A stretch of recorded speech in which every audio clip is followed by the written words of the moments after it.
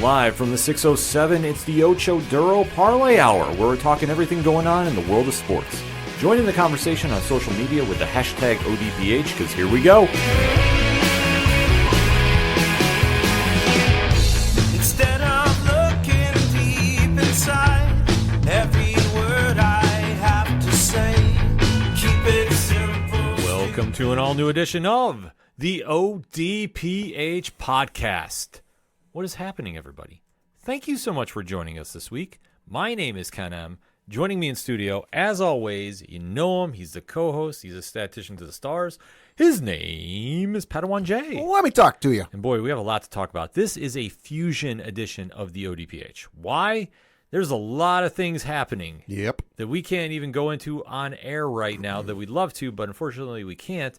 So, Pad, where does everybody go to find out the latest and greatest? ODPHpodcast.com. That's right. Social media accounts are up to date. The T Public Store link is right there on the front page. So if you want to go get something for the holidays, no better time than right now. The blog section, where we always have reviews dropping left and right. The Classifieds, which has friends of the show, such as 3FN Podcast, Dragon Master Games, Nerd Initiative. A lot of things happening there. I just want to put it out there. So you definitely want to make sure you're following both the ODPH and Nerd Initiative, because there's a monster 2024 wrapping up and an even larger 2025 on the horizon. And a directory, which, Pat, how many providers are we on? 482,649. That is why he is the statistician to the stars, folks. I cannot remember that. Who's your source? Trust me, bro. Exactly. So that being said, wherever you're listening to the ODPH from, please leave us a review on your favorite site. Let us know how we're doing. We'd like to see that algorithm get boosted up so more people join the conversation of the parlay of topics. Last but certainly not least, we have a great music section where if you're trying to find a unique gift for the holiday, why not the gift of music? So we have some great bands with merchandise that are there, such as Second Suitor, Tom Jolu, Shout at the Robots, Floodlands, and many, many more. So if you want to go get, Brian Wolf and the Howlers, how could I almost forget them? If you want to go get some music or merchandise for the holidays, no better time than right now. And for anything else that is the ODPH, you can find it at odphpodcast.com. And remember on the social media to use the hashtag ODPHpod. Kicking off this edition of the show, well, we did say it's a fusion edition, and there's nothing larger right now in the scene than the NFL. Mm-hmm. So, Pat, that being said, it's time to go into locks and leaps. Yeah, so we're going to start with my lock, and well, this one felt like a pretty safe lock, but it got close there at the end. That was the Detroit Lions to defeat the Chicago Bears, which they did by the final score of 23-20. Jared Goff, 21-34, 221 yards passing, 2 touchdowns, 0 interceptions. Caleb Williams, 20-39, 256 yards passing, 3 touchdowns, 0 interceptions. Caleb Williams was also the leading rusher for Chicago with 4 carries, 39 yards. He tied with DeAndre Swift, 11 for 39. No touchdowns for either guy.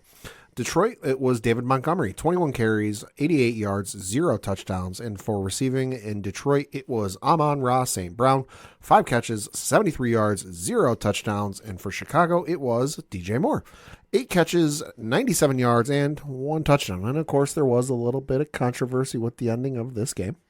Yeah, to put it mildly, the mismanagement of Bears head coach Matt Eberflus with a timeout that he had in his pocket and did not use while the Bears were in field goal position to at least push it to overtime. He did not use, and there was a reason for it. Personally, I don't understand it. Neither do I. I think at best it was a long shot to have worked, but I can't say I agree with his reasoning for doing this, and unfortunately it cost him his job. Yep. And rightfully so, in my opinion. The Bears have spent a lot of money and had some high-end draft picks over the past couple of years. They're not producing. Caleb Williams, love him or hate him, has not really lived up to the potential thus far, and that's not necessarily all on him, but I think he has to get some blame. But it really falls on Eberflus. And if you do not build this team around, get them going in the right direction, unfortunately, it's not going to work out. And that is what happened here. This is a huge primetime game. Well, I mean, primetime in the sense of it's Thanksgiving Day. Yep. It's the only game on TV. It's nationally broadcasted. Like, if you go from like one area of the country, it's on. You go to, say, another area of the country. Let's just say you're in the heart of Texas, and then you drive into Louisiana, like it's still on. It doesn't matter what part of the country you are in. For that time period, it is the only game on television. Mm-hmm. So the fact that you do not have a great performance on there and a very embarrassing one, Yeah. I think it was the writing was already on the wall, and they just decided to speed things up. I think at some point, though, you got to stop looking at the head coach and look at the general manager. Just because I saw a video earlier this week, and I can't give them credit because I can't remember who said it, but kudos to those folks if you were hearing this podcast. They went through like the lineage of, Bears head coaches and quarterbacks since the current GM took over. And, it was Lovie Smith in place, and Jay Cutler was there. Like, this is how far back this is going. Mm-hmm. And it was how the coach got fired, brought a new guy in. Well, the current quarterback isn't my guy. Things don't work out. So they get rid of the quarterback. They bring that guy in. Things don't work out. They get rid of the coach, bring the quarterback in. And it's just this vicious cycle of wash, rinse, and repeat with the head coach and the quarterback and this and that. That like at some point you figure out, the whole definition of insanity, doing the same thing, expecting different results. At some point you figure, the management and the owner would figure out, okay, we've tried changing head coaches, however many times. We've tried changing quarterbacks just as many times. We've gotten nowhere since the Rex Grossman days when they played Peyton Manning in the Super Bowl. Mm-hmm. At some point you got to realize, hey, maybe it's not the head coach and it's the GM. Well, they have to do a real hard look this offseason and find out how to get things back on track. The Bears have been a legendary franchise. Love them or hate them. I mean, they are a legendary franchise. It is a very prestigious job in football. And the fact that you're getting mediocre performance out of your team is unacceptable, and especially for this long. I know Green Bay has been on a steady, consistent winning streak of seasons. Sure. Detroit is now in its renaissance. I mean, under Dan Campbell and company, they're now the bells of the ball, so to speak. Minnesota has always been hit or steady. miss. Yeah, they've been steady, but I mean, more hit and miss, like you alluded to. But the Bears have really fallen off, and they have shown no signs of life. And unfortunately, this was a game that they could have stolen from the Lions. The Lions' defense is banged up. We have to remember this. Yeah.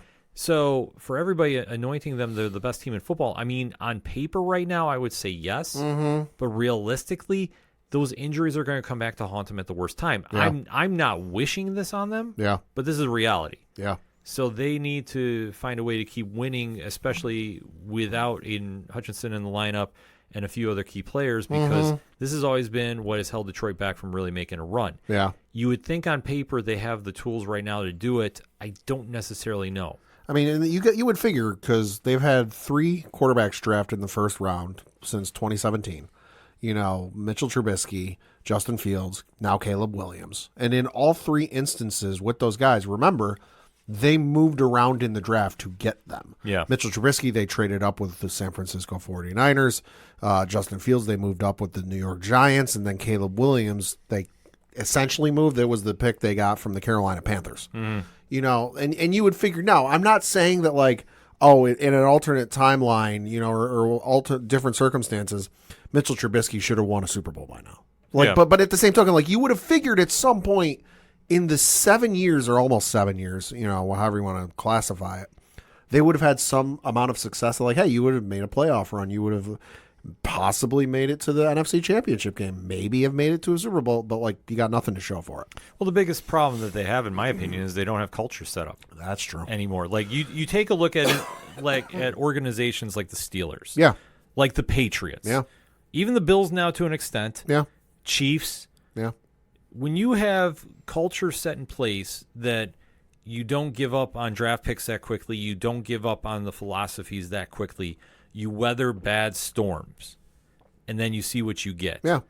The Bears have not done that. I mean, you just alluded to how many number 1 draft picks do they use on quarterbacks? In the last 7 years, 3. Yeah. I mean, that's insanity. You should never have to use that much of your winning franchise. Yet they did. Trubisky, I've always said, was a gamble to begin with because he came out of North Carolina, and what teams do they play there? I mean, he has the physical prototype that a lot of NFL teams look for. Yeah. But that doesn't guarantee success. Mm-hmm. Justin Fields, I thought they gave up on way too early. Yeah. And he's been okay in Pittsburgh to a It's not degree. bad. Like I say, it's not exactly. But that all goes a part of the culture. Right.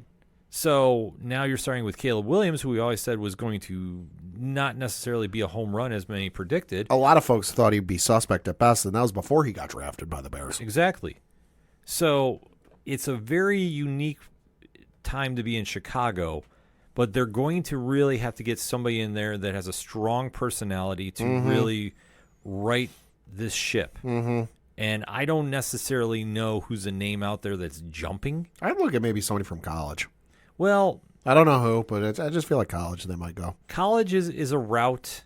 I would think maybe you have to really take a look at the coordinators around the league Yeah, and get somebody in there that has a very tough mentality, yeah. is ready to, to get things on track. And it's going to take time, unfortunately. They have a lot of contracts that they spend a lot of money on, Yeah. and I don't think they panned out. So it's almost a sense of you got to hit the reset button and just start from scratch. And I think for the Bears, it's not a bad idea with Caleb. No. With Caleb Williams, He's at least something you can work with. he's somebody you can work with, but you can't go drafting another quarterback within the next 3 years. The fact that You draft another quarterback in the next 3 years, you're effectively saying reset.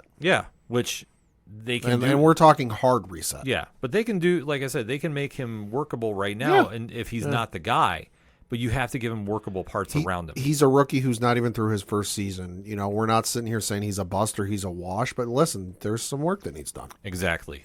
So for the Bears, it's tough. It's division game, so we knew it was going to be close. Yeah. A little too close for Detroit's liking, but they're still in the driver's seat in the NFC. Yeah. And looking at their schedule, it's not going to get any easier. Nope, because this upcoming Thursday on Amazon Prime Video, they will be at home against the Green Bay Packers. Then week 15, they are at home again, this time going up against the Buffalo Bills. Week 16, they are on the road playing the Chicago Bears. And then week 17, on the road for Monday Night Football against the San Francisco 49ers. Yeah, that's what I'm saying. It's going to be a very, very tough schedule moving down the stretch to keep that number one seed. Yep, and then for the Chicago Bears, the next couple of weeks is upcoming Sunday on the road playing the San Francisco 49ers. Week 15 on the road playing the Minnesota Vikings. That one will be on Monday Night Football. Week 16 at home against the Detroit Lions. And then week 17, Thursday night at home against the Seattle Seahawks. Well, the Bears, I think they just need to see what they have to work with going into the offseason. So. I'll be honest, that San Francisco game, like at the start of the year, I would have said, San Francisco's going to absolutely destroy them. Boy, that might not be the case this Sunday. We'll get into that as we go through the league. A lot of storylines going on there. Next up, though, is one that I think a lot of fans had mixed reaction to. Yeah, I chose the the Philadelphia Eagles, to defeat the Baltimore Ravens, which they did by the final score of 24-19. Jalen Hurts, 11 of 19, 118 yards passing, 1 touchdown, no interceptions. Lamar Jackson, 23 of 36, 237 yards passing, 2 touchdowns, no interceptions. Derrick Henry led the way for Baltimore in rushing with 19 carries, 82 yards, 0 touchdowns. Saquon Barkley led the way for Philadelphia with 23 carries, 107 yards, rushing, 1 touchdown. A.J. Brown led the way for Philly in receiving with 5 catches, 66 yards, 0 touchdowns. And for Baltimore, it was Zay Flowers, 3 catches, 74 yards, no touchdowns. Well, there's a lot of storylines with this one. One, the Baltimore Ravens. They have a problem at one position I never thought I would say with this current roster, and that is kicking. Yeah. Justin Tucker, I don't know what has happened there, but this is not the Justin Tucker of old. This is a very shocking setup here, because to go 2 for 4 on field goal attempts and 1 for 2 on extra points, this is not normal for him. And we have to stress that. Yeah. He has always been as automatic as it comes. But you think if he hits those 2 field goals, that's 6 points, Baltimore wins this game. They did not, obviously. And I think now they're in a very, very unique spot in that playoff setup, being 8-5. Are we sure Justin Tucker hasn't been replaced by Ray Finkel? I mean, it's possible. I mean, it's really, really possible. Shout out Ray Finkel. Yes. If you know, you know. Shout out to him. But, I mean, at the end of the day, Baltimore gave a back-and-forth game to Philadelphia. Philly took every punch and countered. Yeah, And this really came down, and I hate saying it, it came down to kicking. Well, and especially, too, it came down to kicking. And then the other thing I noticed, too, watching, because I didn't get to see the whole game, but I saw most of it. The thing I just noticed is that Lamar never seemed to be able to, like, now, obviously, he's a dual threat quarterback, run, pass, that's fine and dandy. But he was doing way more running, it felt like, than he did passing. And when I realize when you look at the numbers, that's not the case. But, like, he never had a chance to really set his feet, look, and throw. It always seemed like he's running around, he's scrambling, and when your quarterback inevitably does that, they're rushing, they can't go through their progressions like you would want them to. They can't do maybe a check down or whatever. It just seemed like the Philadelphia defense was a lot more, invasive on the backfield. Well, they knew how to shut him down. Oh, yeah. And for Philadelphia, they're getting hot at the right time. Oh, yeah. Now, you might say 10-2. Well, they've been hot. Yes and no. They're now looking. They were 2-2 after the first month. Yeah, they're now looking like Super Bowl contenders. Yep. They're looking like a team that can outright beat Detroit. And if they have to match up in the playoffs, I like Philly's defense right now. Yeah. And Saquon Barkley's making a case to be the MVP. He's in the conversation. He is in the conversation, but I think he might have been the missing puzzle piece to get them over the hump. Could be. And now Philly is looking very impressive. Oh, yeah. They control their own destiny. I mean, the NFC East is theirs. Oh, yeah. The NFC East is all but effectively locked up for them because you look at the standings there as we currently record. The Philadelphia Eagles are in first place, record of 10-2. Washington is in second place with a record of 8-5. Dallas Cowboys are sitting in third at 5-7. And then, well, there's the Giants. Yeah, the Giants are a whole different ball of wax. That's all you can really kind of say about them nicely. But at the end of the day, Philly won a game against a team that, I mean, It was a good litmus test. A lot of fans are saying are Super Bowl contenders, and I think they are. Unfortunately for them, they're in the same division as the Steelers right now. Oh, yeah. And they're not going to they're not going to win the division. They're going to have to play to get in. Yeah. In the sense of the first round. Yep. That can always be dicey. I mean, right now they're in. Oh, yeah, they're in completely. Right, but, as we say, this is a dicey situation for them. Yeah. They need to really get their kicking under control. Yeah. And then after that, you gotta let the chips fall where they may.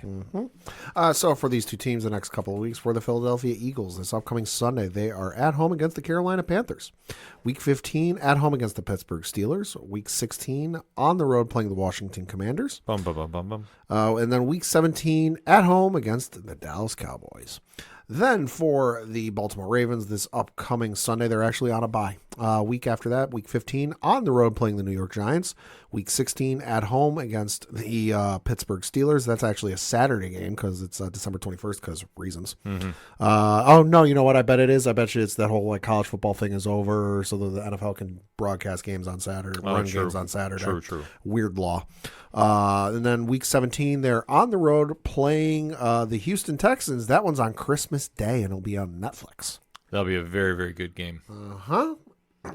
And then we have to kind of go into games that we don't want to talk about.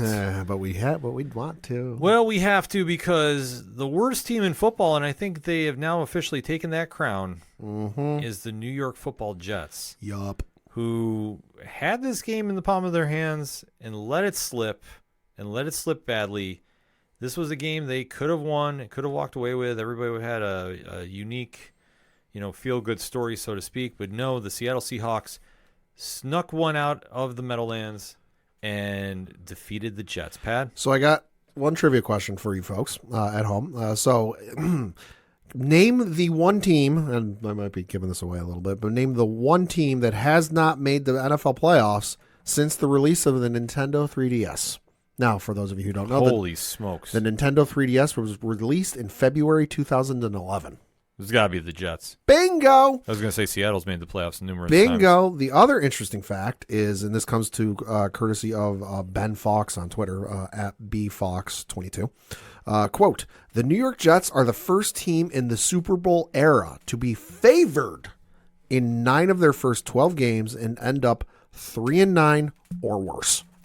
That's insane, but that's the power of Aaron Rodgers. Yeah, who's now getting a Netflix documentary. Yeah, that's a whole ball. Well, that's a whole different ball of wax right Yes, there. it I'm is. just going to leave that one alone. Same here, but let's get to the stats in the game. Like you said, the Seattle Seahawks beat the New York Jets 26-21. Geno Smith and I'll call it what it is. A little bit of a revenge game. 20. If you don't believe me, go look at his Twitter account. Yeah. Enough said. 20 of 31, 206 yards passing, 1 touchdown, no interceptions. Aaron Rodgers, 21 of 39, 185 yards passing, 2 touchdowns, 1 interception. Breece Hall led the way for the Jets in rushing with 12 carries, 60 yards, no touchdowns. Kenneth Walker III was leading rusher for Seattle, 16 carries, 49 yards, no touchdowns. Jackson Smith-Njigba was the leading receiver for Seattle with 4 catches, 74 yards, no touchdowns. And Devontae Adams was the leading receiver for the Jets because, 5 catches, 66 yards, and 1 touchdown. Well, what can you say? The Jets are bad. Yes. They're very bad. They've given up on the season. Aaron Rodgers is unfortunately on borrowed time with the Jets. He will get released at the end of the season if he doesn't outright retire. And at this stage, he needs to. He is not the Aaron Rodgers of old. He's an old Aaron Rodgers. And it is showing in this game. This defense let up on Seattle at the worst possible time. Geno Smith came in with a revenge mentality. Yeah, he did. It's one thing about Seattle is they're flying very under the radar, in my opinion. Yeah. But they're ones that are really consistent each week that they're going to show up. I don't think we've ever seen a point when they haven't shown up. Well, I mean, you just look at kind of the entire buildup of the NFC, where you've got Philly playing well. You have Washington making some noise with their quarterback, Jaden Daniels, down there. The whole collapse of the Giants and Cowboys, drawing a lot of attention. Detroit playing as well as they have. The surprising play in Minnesota. Green Bay doing well. And then, there's the NFC South, who, they're there. Yeah. But then, so with all of that going on, Seattle's 7-5. They're division leaders. They're technically the number 3 seed right now in the NFC. Well, the NFC West is very inconsistent in the sense of there's not a clear-cut winner. There's not one that really screams playoffs and Super Bowl. There are 2 teams in that division that are at exactly 500, Arizona and the Rams. 1 team under 500, that'd be the 49ers. And then you've got the Seahawks who are, they're just over 500 at 583. Right, that whole division is even. Yeah. That's why I say it's very inconsistent to say about, who's going to run away with that division. Seattle's playing on borrowed time, I would say, just because you need to win out because you go on a losing streak now with as close as things are. Oh, yeah, they can't afford to. Yeah. No team can, honestly, in that division if they're going to come away with it. No. So I think for them, they have the right mentality in there, and I think that showed here. And for the Jets, like I said, unfortunately, in my opinion, they mailed it in. There's really nothing else to it. They just want to get through the season. Yeah. I don't know what happens in the draft next year. They're going to have to really take a hard look like the Bears and go, what do we need and what do we need to do? And I don't think that there's anybody in that draft per se that's going to come out and be a Peyton Manning type that can come in automatically and get this game going. Yeah, I just don't see it. The Jets are almost going to have to rely on, and I'm going off the assumption that Aaron Rodgers is not back next year. Where he ends up, listen, I told a buddy of ours who is a Minnesota Vikings fan that, listen, he's one trade away from fulfilling the prophecy of Brett Favre and ending up in Minnesota. Had Daniel Jones not signed there, I would have said yes. Okay. I would have said yes, but he took that. But no, I'm going off the assumption that Aaron Rodgers is retiring just because, listen, he ain't got any. It's like you said, he doesn't have it anymore. He's a shell of his former self. He's got nothing left to prove. He's won however many MVPs. He's won a Super Bowl. He's got the stats. He's got the accolades. That's fine and dandy. At this point, he's hurting his legacy, both with his on and off the field, antics, I guess you could say. Let's call it for what it is. It ain't helping him. It's sure as shit hurting him. So the Jets are almost going to have to go with whoever they have on the roster just because, like you said, I can't think of anybody in college right now that's like, yeah, if they come out, because they're a junior or a senior, they come out and they're going to be great for the Jets right now. Yeah. There's really not anybody jumping out. There's some decent quarterbacks in college right now. Let's be real. But there's not anybody who's like, yeah, that guy's a ready-made NFL starter, and the Jets are in the perfect prime spot to get him. So they're going to have to rely on who they got, or there's still some dude named Ryan Tannehill available. He's not signed with anybody, so somebody who's a free agent. I don't, like I say, I just don't know what they do. Yeah, I don't know. I don't envy their front office, that's for sure. No, they're going to have to really do like the Bears. I mean, they're almost like the Bears of the AFC, to be honest with you. It's just they have a franchise that has always played second fiddle to either the Bills or the Giants. Yeah. So they're going to need to do something. I don't know what. Yeah. In my opinion, just give Gary Vaynerchuk the team and let him go to town. Can't hurt. Yeah, I was going to say, at this stage, Gary could probably be the only one to fix it. You know who's thrown their hat in and is willing and interested in coaching them again? Sexy Rexy. Rex Ryan. Oh, I'm sure he would. Yeah. I'm sure Rex wants to get back in the league as a head coach. I understand he wants to go for a Super Bowl because that's the one accolade he doesn't have. But, dude, you think you're going to get with the Jets, you're dreaming. Well, you have to think like this. He is a beloved coach amongst Jets fans. Oh, sure. Led him to what? Back-to-back AFC Championship games? Yeah. If I'm not mistaken? Yeah, so it's not as crazy as it sounds. No. But I think the problem that you have is you're going to get a really short window out of him because he's too much of a player's coach, in my opinion. It's almost like when Bill Parcells went to the Cowboys. Yeah, there's a window of opportunity, and it's very short with certain coaches for different reasons. Can we get Terrell Owens as the offensive coordinator? I mean, at this stage, you could get anybody. I would find Let's go for chaos. I would find whoever's the number one ranked Madden player, and I put them in. Ooh, you might have something. I mean, I don't know if it's still the game. Let's just go with the game for now. Which I think so. Like I say, like Could you need to get whoever the number one player is. Madden tournament. Yeah, like whoever it is, like here's your job. Because I mean, I think that would be the only way you fix this franchise right now. Yeah, Rex coming there would be something. It's a good start. Yeah, it'd be a start. I just don't know. I don't know necessarily if that's the spark you want. I think for them, they would need to go get like an Eric Bieniemy. Yeah, get an offensive mind to come in there, clean house. Get a quarterback in that he wants and really build up and build that around your team. Get the OC from Philly. I mean, if he's willing to go, sure. I'm just trying to think of like dynamic offenses that could really do something for them. Oh yeah, I mean Philly would be one.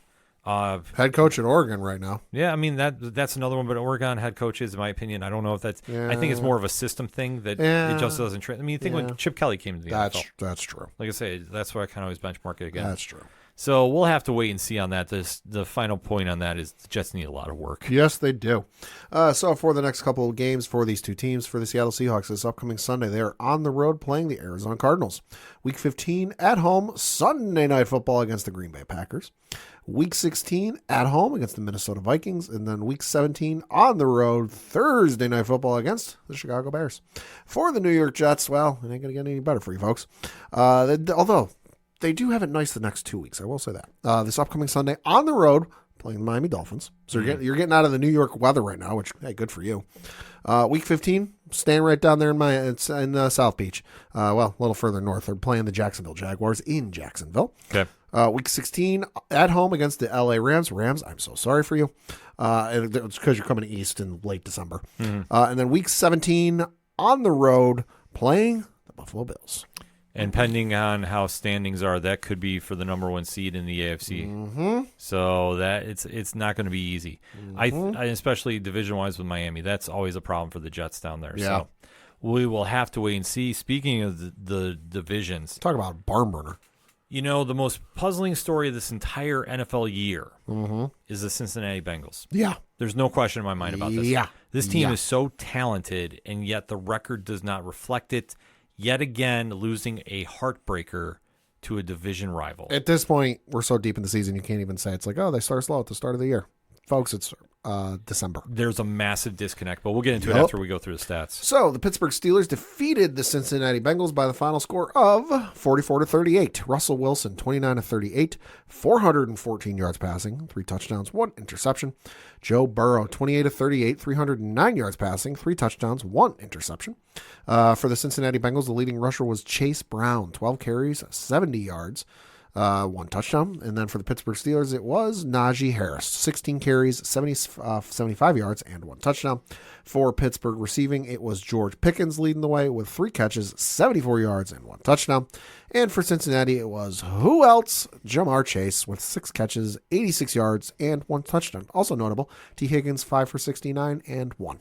Yeah, this is just wild. I'm starting to think it might be something on the defensive end. There's just a disconnect, and I thought it was the offense. Obviously, Jamar Chase's contract situation coming up. This team is going to be having some cap struggles. This is a situation that is on the defense. The fact that they can't hold leads. Yeah. And it's showing. And Joe Burrow, has to be the most frustrated player in all the NFL. I'm looking at their schedule, and I'm not going to go through like super details, but like Patriots, they put up 10 and lost. Kansas City, they put up 25, lost. Or they gave up, excuse me, I should say. They scored 10, lost. Scored 25, lost. Scored 33 against Washington, lost. Scored 34 against the Panthers, won that one. Put up 38 in overtime against the Baltimore Ravens, lost that one. 17 against the Giants, won that one. Put up 21 against the Browns, won that one. Put up 17 against the Philadelphia Eagles, lost that one. So I'm just looking at the stats and like the breakdown of like wins and losses and the scores.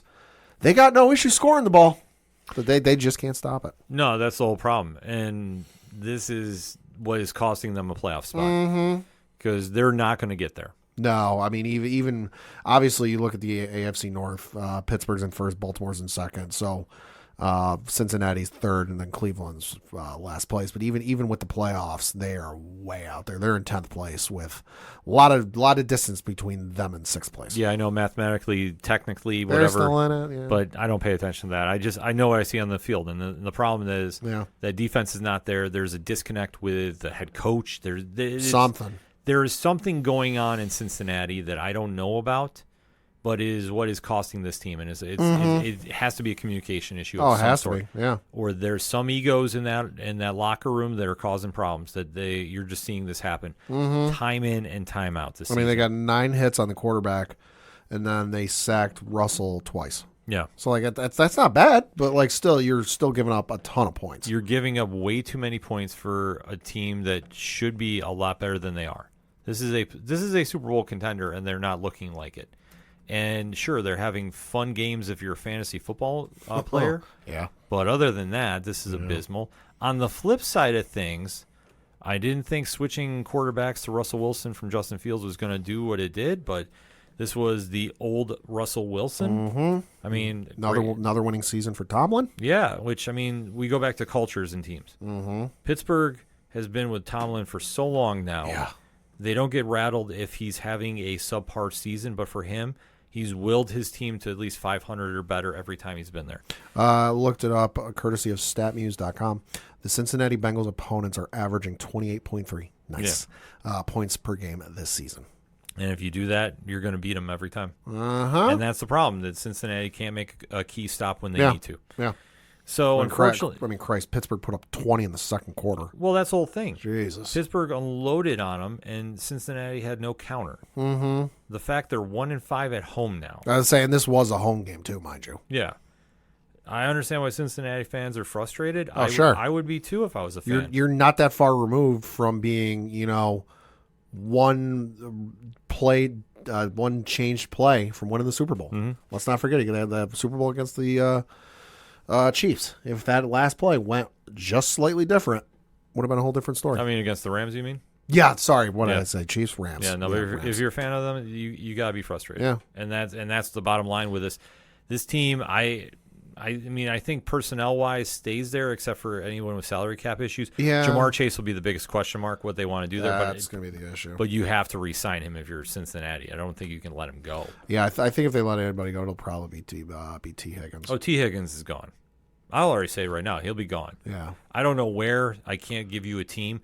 It could be a situation he winds up in Chicago. Yeah, it could be. Which I think would make a lot of sense. Yeah, T. Higgins is the biggest one they have at their free agent class for this upcoming offseason because his average annual value is a little over $21 million. Yeah, but you're going to have to work that out with Jamar Chase and get him locked in. Yeah. Because if you have him in Burrow, you'll be fine. Chase Brown is a very serviceable running back. Sure. So you have pieces there on the offensive side. Defense, I would not be shocked if the defensive coordinator was let go. I'm thinking that's probably going to happen. I would not be super shocked at that at all. Yeah. You have to do something to shake that up. But you also have to find out what's causing this problem because this team is not playing up to standards. No. There is a disconnect, and I'm guaranteeing you, I think it's in that locker room. Maybe players are, and I'm just...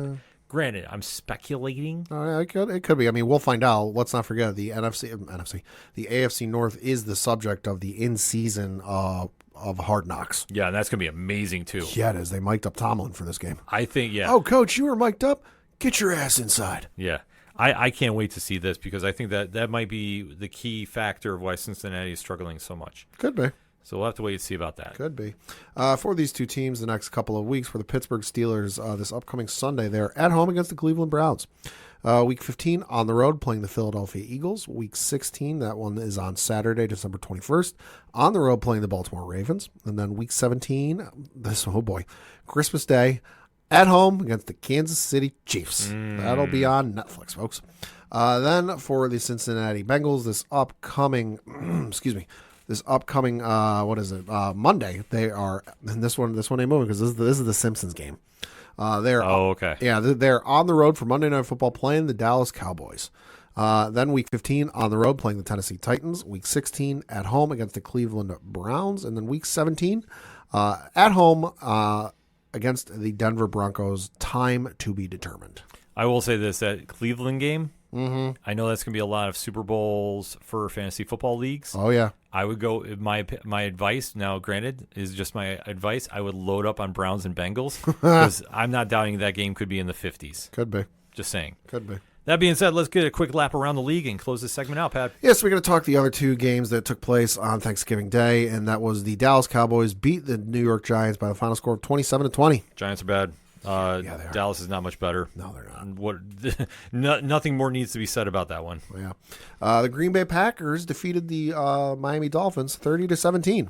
Great win for the Green Bay. I know they started letting the lead slip away in that second half, but they showed up, and they're going to be a threat in the playoffs. And I think that team might be getting imploded in the offseason. Just want to point out one thing. Mike McDaniels, ever since he wore that shirt that was like, I want it colder, or whatever it is, has not won a game in a cold weather environment. I am very curious if he's going to last through next season. I think he will, but on a very short leash. I think that he is one that's going to be definitely on the hot seat at the start of next season if he's still there. Oh yeah. Although hey, I gotta give Tua credit because ever since he's had that concussion, he's been like Tuscaloosa Tua. He's played great. What the shit? No, he's played great, and that line is protecting for him. That is what they should have been doing the entire time, in my opinion. And absolutely. And like I say, I'm glad that they're doing it now if he's going to be playing.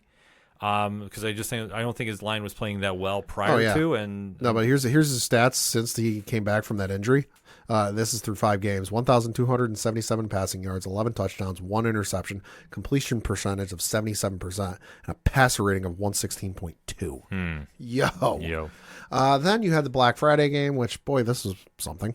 The Kansas City Chiefs beat the Las Vegas Raiders 19-17. I want to watch what I say so we do not have a legal lawsuit on us. Uh-oh. I will say there was a lot of shenanigans involving this game and the ending. Okay. And I don't understand personally, in my opinion, how that last play went in the favor of the Chiefs. I don't understand it. Okay. I mean, I understand as far as a rule book choice, but there's a lot of moving parts involving that snap. So we'll just kind of leave it at that. I just don't watch Chief games out of principle because, well, my health. Well, this is a game the Raiders could have won. The Raiders, this is their Super Bowl. Oh, yeah. They had the Chiefs where they wanted them. And just how this game ended, like I say, very suspect. It's very suspect in my opinion. Sure. Just because the luck factor the Chiefs have struck again. Yeah. And I don't, like I say, I personally don't agree with that last call. That's where I'm going with. That is my opinion. Sure. I'll leave it at that. Then you had the LA Chargers defeat the Atlanta Falcons 17-13. Kirk Cousins, I think that experiment is well over. 4 interceptions. Yeah, I think. Yikes. I think he's gone next season. Well, you do got a backup, so hey. Well, I mean, playing Penix Jr. I think would be the smart idea at this stage. Yeah. Maybe that's why they drafted him, just in case Cousins didn't work out. Yeah. He has not. Nope. The fact this team is 500 in the worst division of all football is a little atrocious, in my opinion. So where he goes next season, I don't know. I'm not going to say the Jets. I don't think he goes there. No. But we'll have to see where he goes, but I don't think he's going to be playing in Atlanta next season. Probably not. Then you had the Minnesota Vikings defeat the Arizona Cardinals 23-22. Tough loss for the Cardinals. Real tough loss. They could have pulled this out, but Sam Darnold, had it not be for another quarterback, I think he is your MVP. Oh, yeah. I really Could be. do. I never thought I'd be saying this, but here we are. The Vikings 10-2 quiet, too. Yeah. Quietly. Yeah. Washington Commanders defeated the Tennessee Titans 42-19. Bum, bum, bum, bum. Whoa. 4 tutties from Jaden Daniels. Rookie of the year doing rookie of the year things. Woo. Enough said. Then you had the game a lot of people are talking about, but for all of the wrong reasons. Houston Texans defeated the Jacksonville Jaguars 23-20. Well, this one, unfortunately, Trevor Lawrence suffered a very, very bad injury, sliding into for an extra down, and a Houston defender took him out. Aziz Al-Shahir. Yep, and as we were coming on to air, he has been suspended 3 games. Yep. For the hit. Yep. Your thoughts on that, Pat? It neaded to be done. This player, and it was even cited in the statement, I guess you could say, that was put out by the NFL, that like this isn't the first time that this has happened with this player, that he's been involved in an unsportsmanlike conduct penalty, and it's something the league doesn't need. I realized 20 some odd years ago that like a hit like that would have gotten everybody amped up and excited, and I will admit I would have counted myself among them. But now with what we know about player safety and just the type of damage in the immediate and long-term hits like that can do, and especially when we talk concussions, there's just no reason for it. You can sit there and you can try and explain to me, well, he should have slid earlier. How much earlier could he have slid? He was at least 4, if not 5 yards away when he started launching himself like he was a gymnast in the Olympics. So no cause for it, no reason for it. And given this player's history with these type of hits and this type of, because this, like I said, this isn't the first time, this has happened with this player, a message needed to be sent. It definitely needed to be sent. The hit kind of reminded me of Vontaze Burfict when he used to play for the Bengals. Yeah. Kind of in that same scenario. I thought the penalty definitely fit. Mm-hmm. If I'm not mistaken, this is also the same player that threw a punch during a field little problem there. Well, and that's the other thing that played into it too, was like, because I read through the statement when it came out today, that it wasn't just he hit Trevor Lawrence and he knocked him out of the game. It was he got up, started fighting the other players, once the play was over, and then they announced the penalty and that he was ejected from the game, and then he still kept trying to fight guys. And there was even video that as he was leaving the stadium, fans were throwing things at him and he's making gestures towards them. Well, I can understand this aspect. Sure. Football is an emotional game. This is true. And note, I want this very, very clear. I don't condone what he did at all. God, no.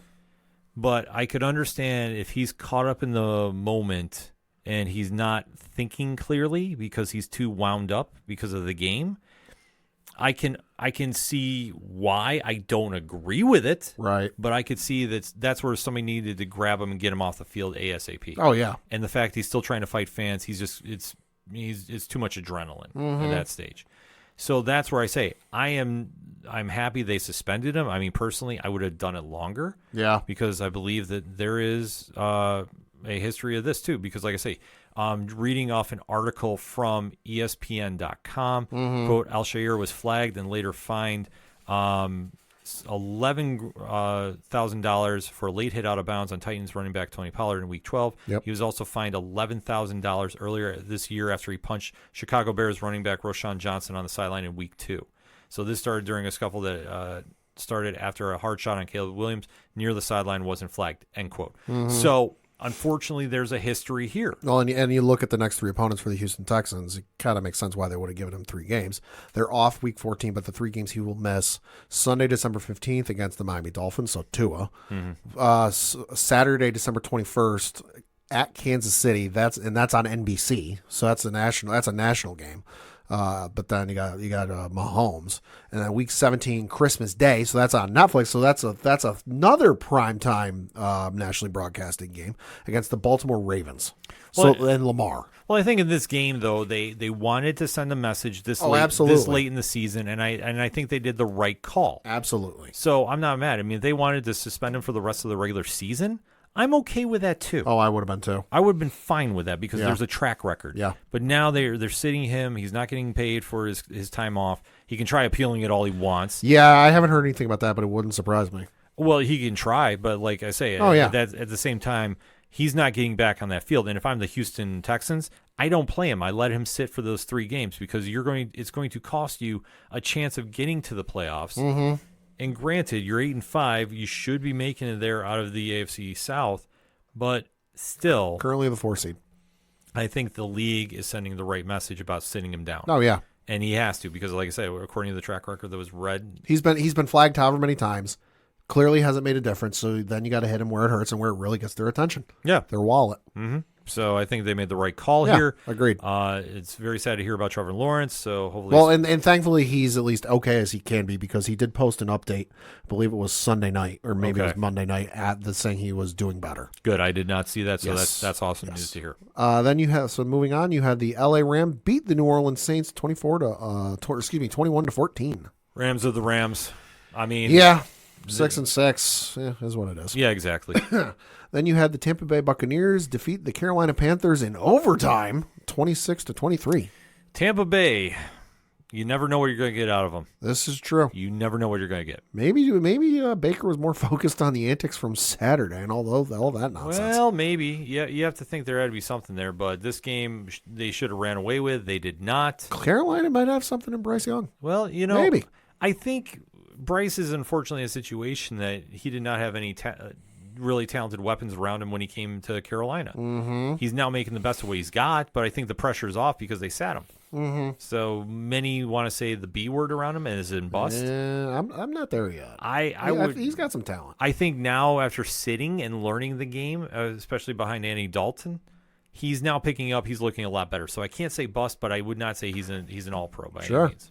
Then you had the Monday Night Football game where the Denver Broncos defeated the Cleveland Browns 41 to 32. How crazy was this game? Well, Jameis Winston came 14 yards or 15, if you want to break that record, from tying and then breaking the all-time passing yards record for a Monday Night Football game, which was 511 by Tom Brady in like 2011. And he lost. Yeah. Jameis Winston's always great for sound bites, too. This is I true. just want to put it out I there. want to point out he's also on HBO Hard Knocks in season. Yep.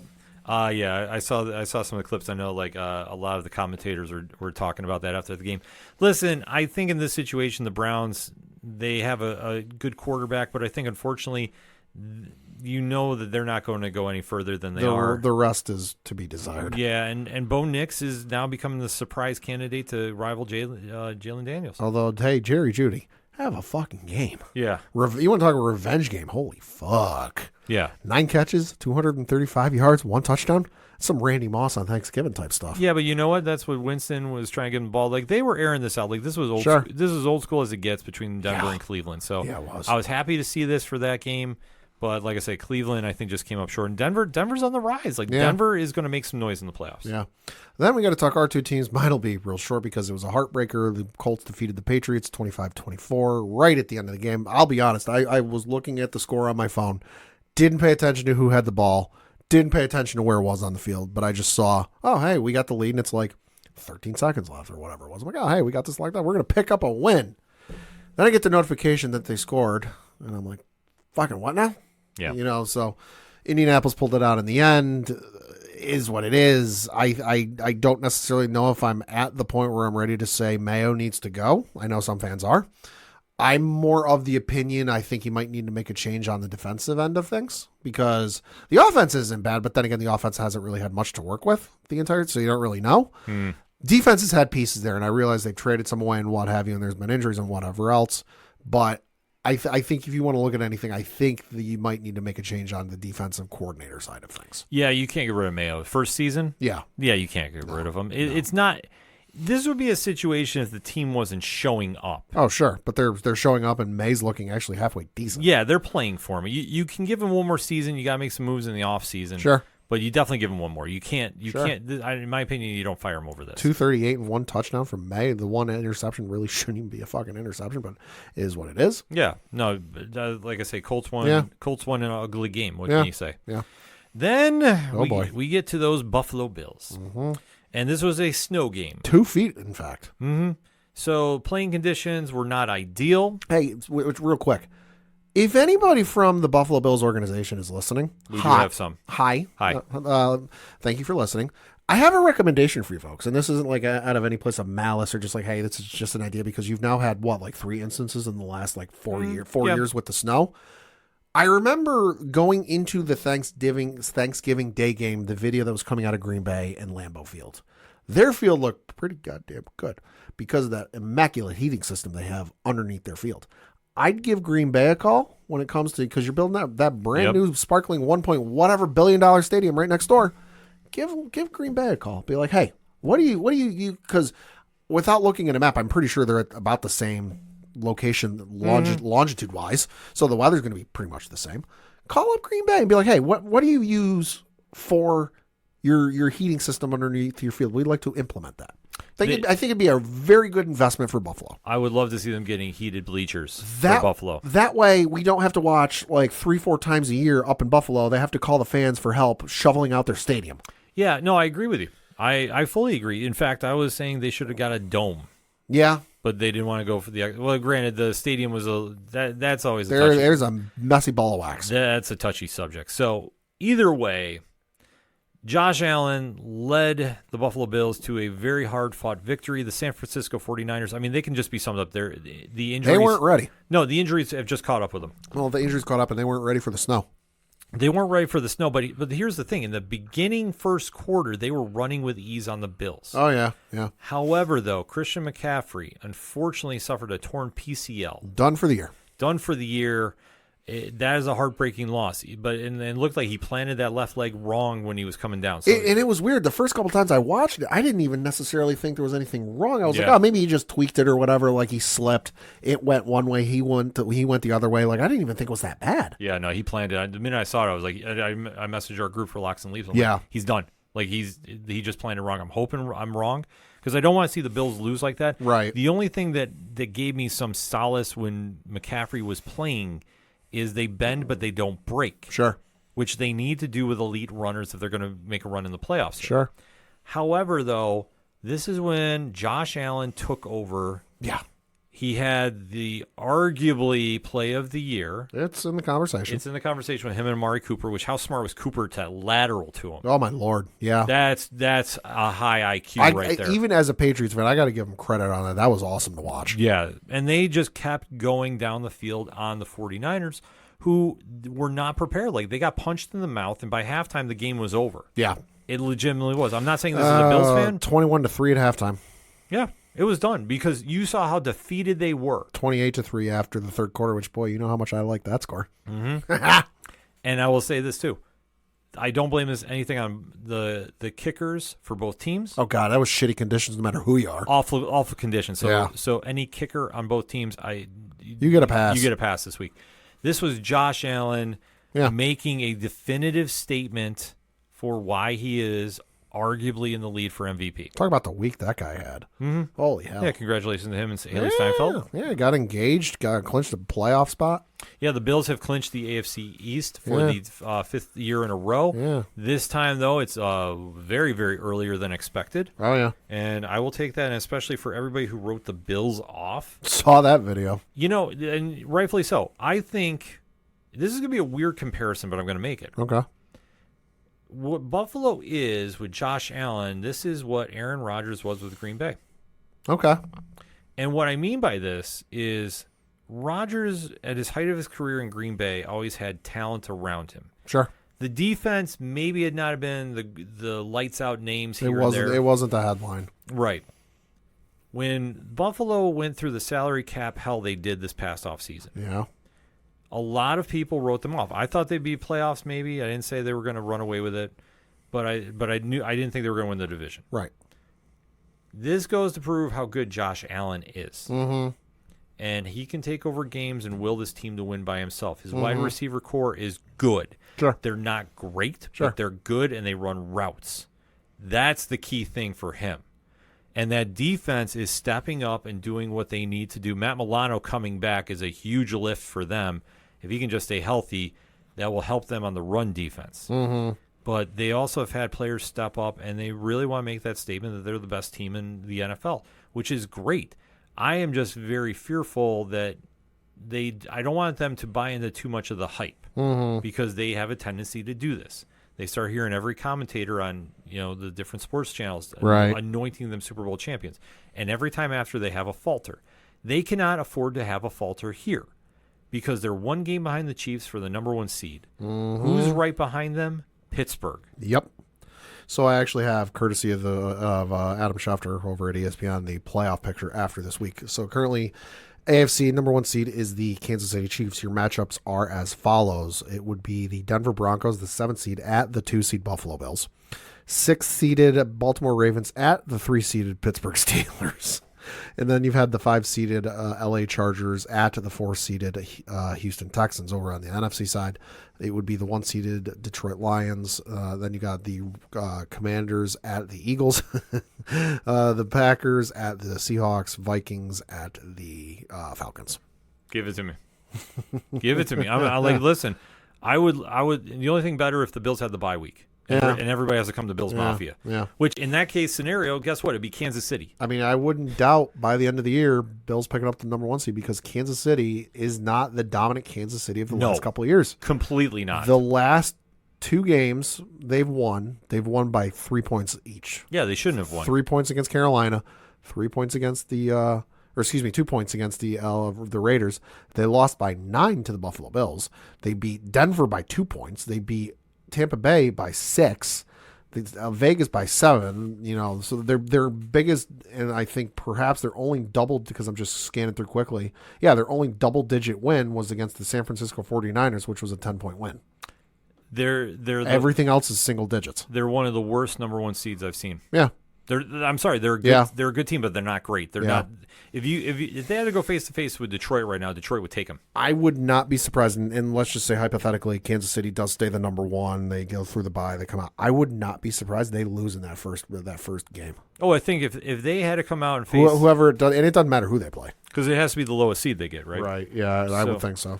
Yeah. So it would either be it'd either be Denver, Baltimore, or the Chargers. If they got to face Baltimore again, they're not going to win. No, there's no way. It's not going to happen. Derrick Henry's going to go crazy on them. I would be shocked if they did. It'll tell you what, the upcoming Sunday for the Chiefs is on Sunday Night Football. It is the Chargers, so that'll be a test, and that'll be a possible preview of the playoffs if it goes that way. I will say this, just to wrap up the segment with it. I think for the Chargers, they need to make a statement. Sure. Because I still don't buy them as contenders.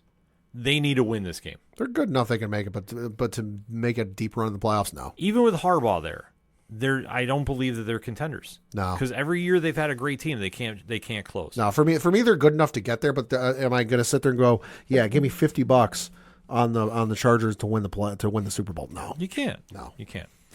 That being said, it has been a wild week in the NFL. Week 13 is in the books. Hit us up on that hashtag ODPHpod. How is your team looking going into the final stretch of the season? 4 more weeks left, it feels like, or 5 now, because I forgot about the extra week. Yeah. And then we're talking playoffs. So let's talk about it early, shall we? But first, we're going to get a quick break. We'll be right back. You ever wondered what comics Mark from Vale Mai is into? What Zach from Left Behind's favorite MCU movies are? Well, Metalcore Nerds is the show for you. My name is Sean Mott, and here at Metalcore Nerds, we cover the latest things in pop culture, whether it be Star Wars, Marvel, DC, AEW, and everything else in between. You can listen to the show every Monday on Adobe Howl at 7 p.m. Eastern, or find it anywhere you find podcasts after it debuts on the radio station. The content you are listening to is part of the Nerd Initiative Podcast Network. For more info about the home of pop culture positivity, check out nerdinitiative.com. Coming back for another segment on this edition of the ODPH podcast, and we did say it was a fusion edition because we have to talk about what arguably is the biggest entertainment news as far as the ODPH society goes. Mm-hmm. Now, we do know Skeleton Crew came out on Disney+. We will be talking about that next week. Mm-hmm. Creature Commandos is coming out on HBO Max this week as we were recording. We'll be talking about that next week on the entertainment edition. However, one episode this weekend had both Pat and myself talking. Yes. And this one is a bittersweet episode to recap. Yeah.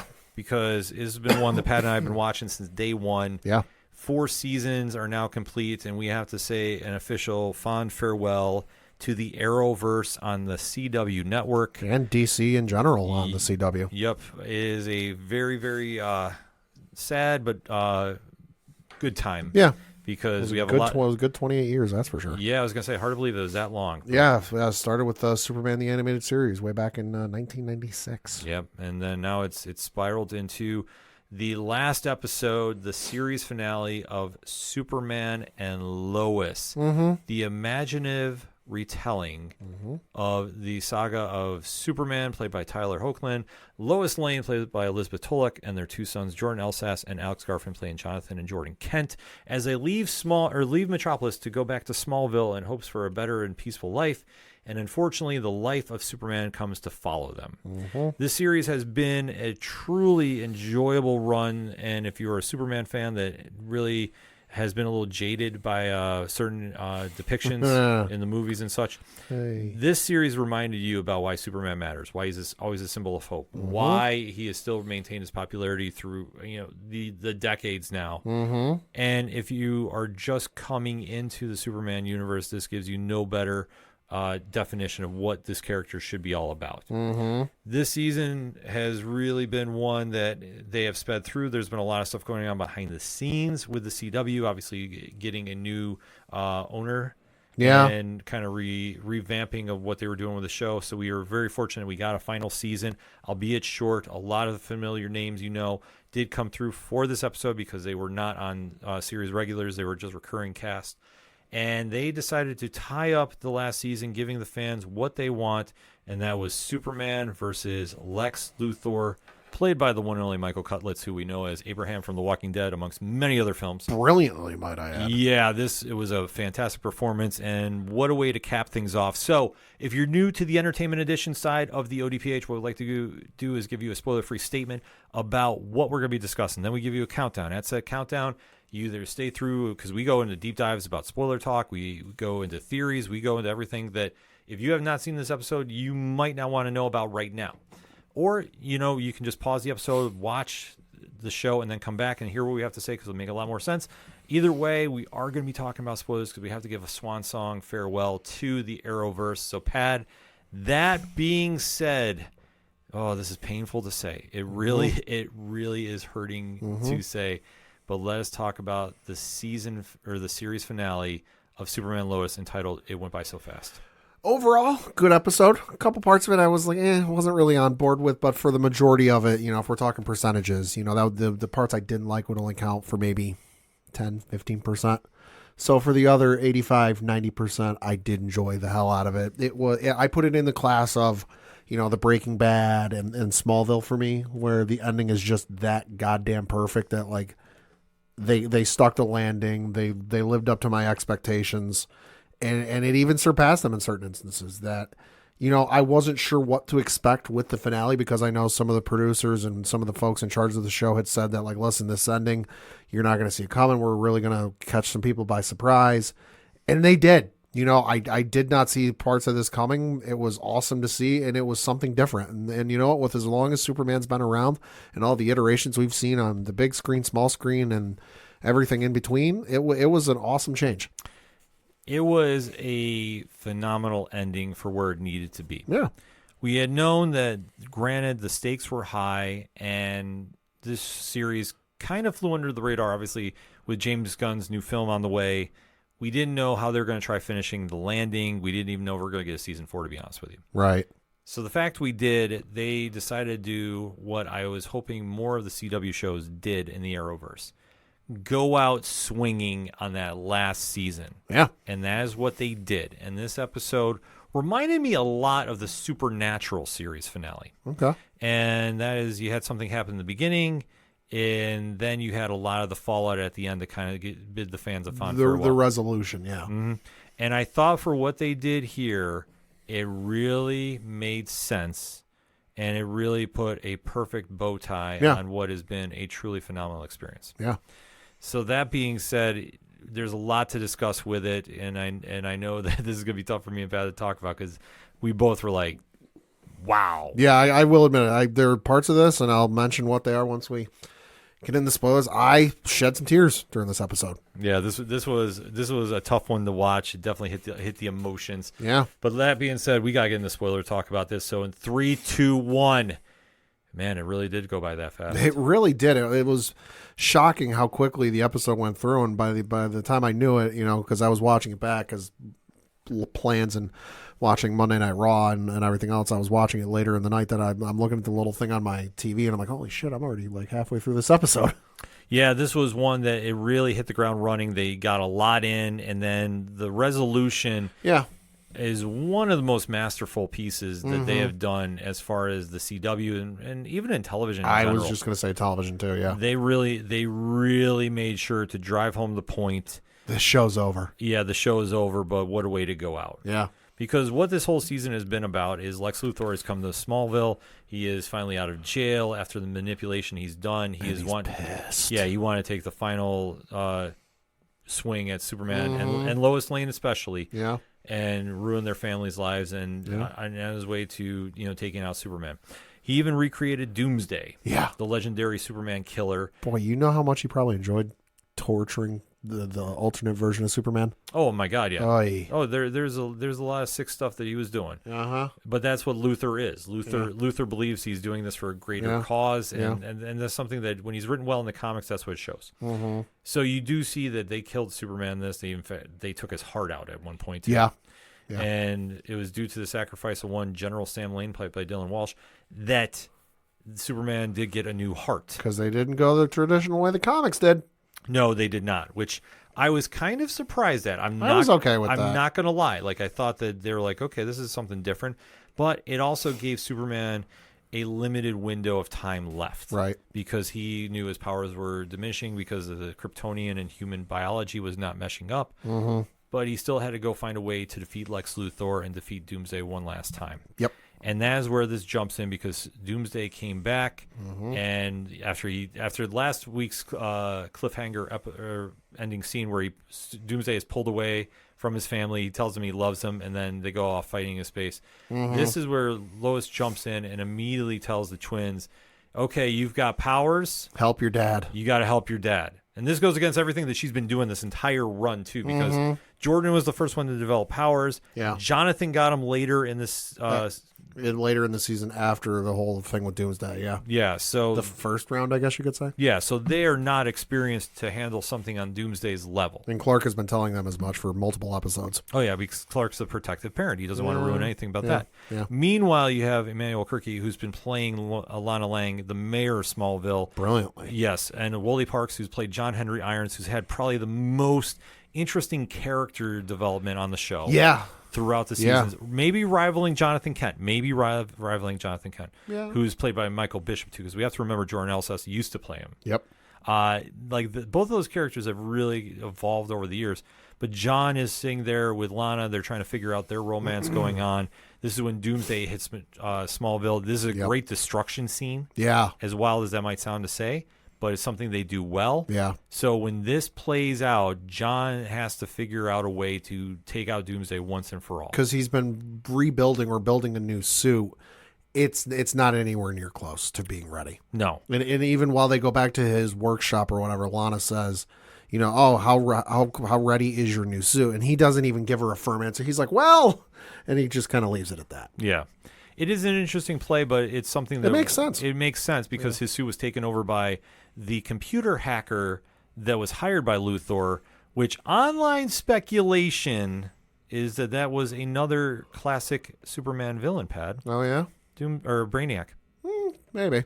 Which with the green... green, there was some purple there. Yeah. Yeah, they were saying that was him. Obviously, when he showed the hack screens, it was green faces. Yeah. So that was their way of doing Brainiac for the series, because I thought that was the only villain that I thought they really missed taking a good swing with. Oh, yeah. So during this fight, there's a lot of back and forth going on, and they finally get the upper hand on Doomsday with John's hammer. Yeah. The iconic steel hammer. Woo. So he is taken out, so to speak, but Superman flies him right to the sun. Right, because again, it's Bizarro Superman, so it's another world, another universe. So this Superman has heat vision. That Superman had cold vision. Mm-hmm. He had Superman had what was it? Cold breath. That one had heat breath. Yeah. The sun powers our Superman. The sun hurts that Superman. So the logic is, well, I go put him in the sun. he won't be able to hurt anybody. Yeah, so this was Makes sense. It was a very cool scene to play out because Doomsday has never been able to stay dead. This is one of the two things I didn't really like about the episode, and that's just how the fight just kind of ends. Like, he knocks him out, and it's the twins like Clark finally accepts, like, okay, I need the twins' help. Them plus John Henry and everything else, like, they finally knock out Doomsday in a awesome sequence, mind you. Yeah. And they come to the conclusion, like, all right, we're going to fly him into the sun. And they go, well, what if he wakes up before you get there? And he's like, well, I'll deal with that if it comes to that. Well, sure as shit, it comes to it. He starts coming to. And this is a character that we've seen for, off and on 2 seasons now. Mm-hmm. And successfully once kill Superman. That all of a sudden he just, you know what? I've had a change of heart. I'm going to go. That was the one thing I just didn't like. Here's the thing. I can explain this, actually. Okay. It's Bizarro mentality. Yeah. See, the one thing is with Bizarro, he does things backwards. True.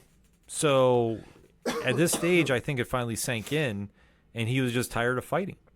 Yeah, and it could be. it's one thing to constantly keep going over it, but a lot of it had to do with Luthor. Yeah. So the fact you get him off the playing field, it changes. Yeah. Plus, another thing, too, and this is going to sound very weird, but it is what it is. After the first time Doomsday fought Superman, he just kind of went off and did his own thing. Right. Yeah. But the thing is, he's never been considered the killer that he once was as far as Superman goes. He's a great villain, don't get me wrong. Sure. But when you see him in comics, even like when you see him right now, because he's in one current run. Sure. Do you really think he's going to be killing Superman? No, I mean, he's a great villain, but I don't... The shock value's gone. Right, the shock value's gone. So I think we also had that with the show. Sure. So if you want to take him off the board, and plus, I would say this. I would have thought the ending was more cheesier for Doomsday if we knew we were getting another season. Sure. If we knew we were getting more, I would have been like, I don't like this. Like, I understood it from the perspective of, like, okay, it's the final season. It's, no more after this. And when the body disappears, when he's flying into the sun, I'm like, okay, this makes sense. They're kind of closing that loophole. Yeah.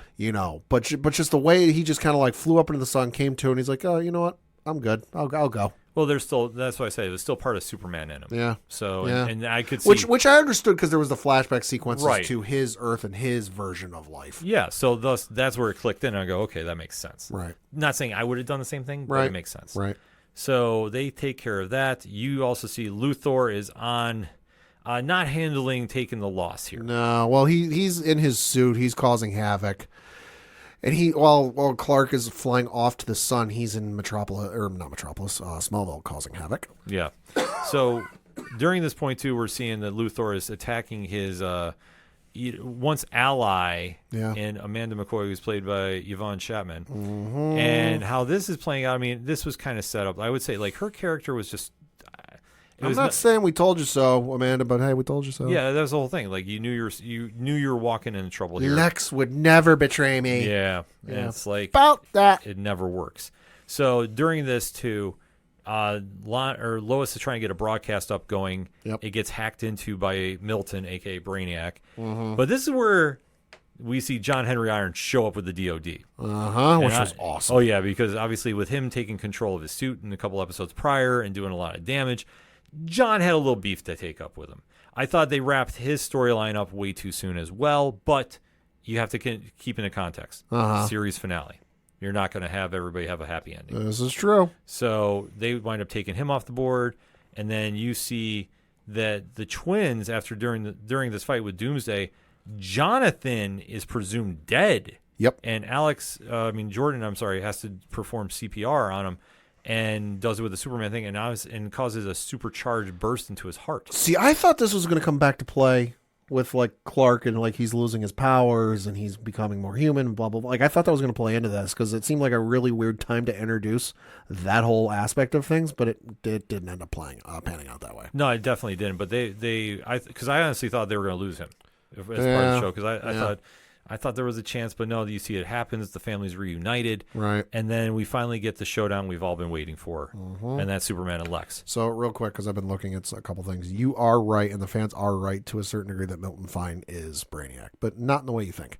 So when you look it up on the Wikipedia page, Milton Fine, and the recurring characters, Nikolai Witschi as Milton Fine. You go to the character page or the listing on Wikipedia for Milton Fine. Milton Fine is the name of a fictional character appearing in American comic books published by DC. 3. Milton Fine is a circus performer with psychic abilities who was possessed by Brainiac. Okay. In the March 1988 issue of Adventures of Superman, issue number 438. And notably, with this issue, it was the first post, crisis appearance of Brainiac. Because I was going to say that's a John Byrne run, right? Mm-hmm. Okay. Yep, John Byrne run. So the fans are at least partially right. It might not be Brainiac, but it's a nod to Brainiac. considerable stretch, but you know what? It works for this. It works. It works what it needs to do. But like we say, we get to the final showdown we've all been waiting for. Lex is in his own suit. This was awesome. Yeah, and Superman and him are fighting up in the air. And I was very happy that the powers that be at the CW behind the show let them have one big CGI fight. And this was the one to do it. God, this was awesome. This was insane choreography. This was everything you were hoping for. Superman just keeps punching Lex. This was like when Superman in the animated series cuts loose on Darkseid. Yep. You think Superman ain't powerful? Go watch this. Yeah. He knocks Lex out of his fucking suit. Yeah, but he hits him at full speed and knocks him out. Oh, I mean, it was an amazing scene to see. So good. You just see that he's defeated as they come crashing down. Yep. And this is all caught on camera, so there is no chance of Lex walking away. it's all caught on camera, and Lois has successfully, I guess, convinced Amanda to, like, hey, get out from under this, start selling secrets, and you might be able to talk your way out of this. Oh, yeah, she winds up working with Amanda to put Lex behind bars. Yep.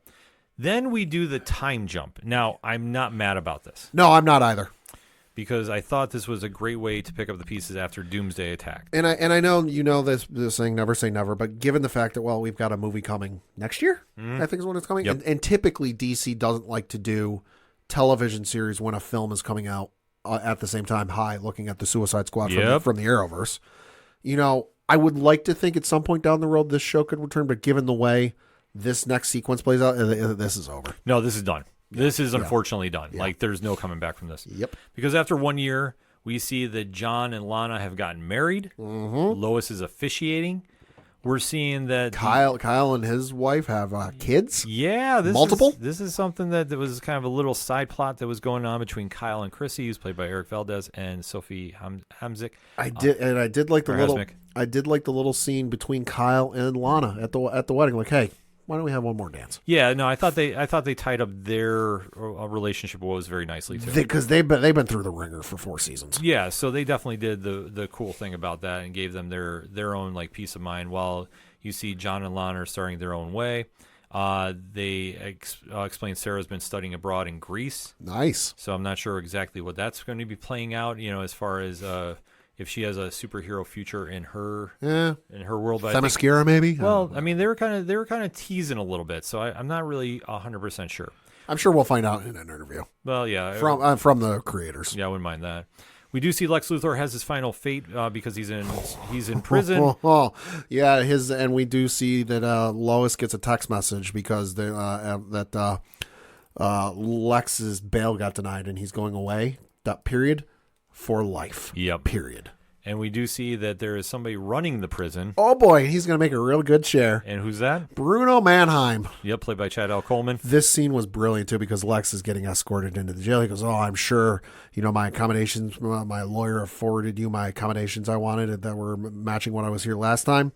And the guy escorting him goes, yeah, things are a little different since the last time you were here. Yeah, and we was awesome. And we just see Bruno come around the corner, and he's ready for him. Oh, and the door slams in Lex's face, and you can almost hear him shit his pants. Yeah, it is a very cool moment to see play, and it definitely works. Oh yeah. So then we also see that we go into a narration by Clark. Yep. And this is one that he said, well, the first time I died, it was very different than the second. And I had a great 32 years left. Yep. And then during this point, we go through this montage where the Sons are now getting suits. Yeah, one matched the Superboy costume from New 52. Yep. The other one matched from the 90s. Yep. Oh, I loved it. Yeah, it was brilliant. I marked out for the scene. John Henry Irons rebuilt his suit, but he got the full-blooded steel Superman suit. Yep, he got the S on it, so did Natalie. Got the cape. Yep. So, like I say, it was like everything from the comics. So, like, this was such a love letter. This was fantastic from it. And then you see about Clark was just saying about, how as much as good as he wanted to do in the world, it wasn't enough. So Yep.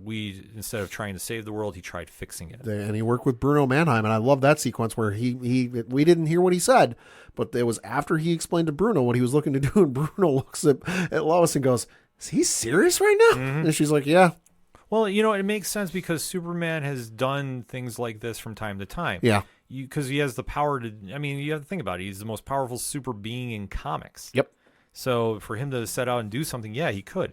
But he chose to do it in a different way. So they started a foundation. Yeah.